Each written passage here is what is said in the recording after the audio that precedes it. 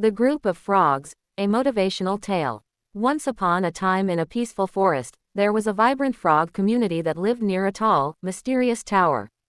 This tower reached high into the clouds, and no frog had ever dared to climb it before.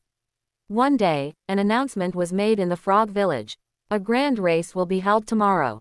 The first frog to reach the top of the tower will be remembered forever as the bravest and strongest frog in history. Excitement buzzed through the air. Frogs from all over the forest gathered, talking and laughing about the challenge. Some trained, jumping from rocks and logs, while others boasted about how easy it would be. The next morning, the area around the tower was packed. Frogs lined up at the base, and a huge crowd surrounded them, cheering and shouting.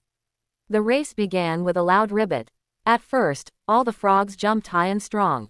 They bounced from one stone to another, ripping cracks in the tower, trying to gain height. But as they climbed, the tower became steeper and more slippery.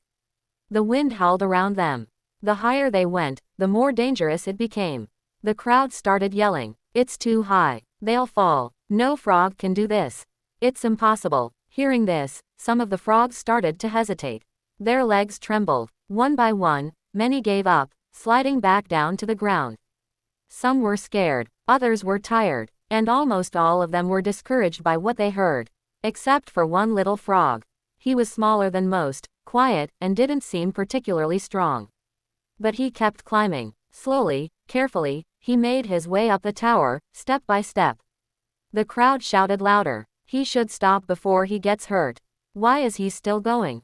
He's wasting his energy." Still, the little frog kept going.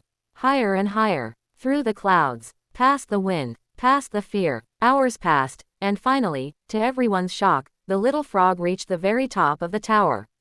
He stood proudly, looking down at the crowd, tired but happy. When he came back down, everyone rushed to him, asking, "How did you do it? Didn't you hear us shouting? What gave you the strength to continue?" The little frog looked confused. His friend stepped forward and said with a smile, "Didn't you all know? He's deaf. He couldn't hear a single word of what you were saying."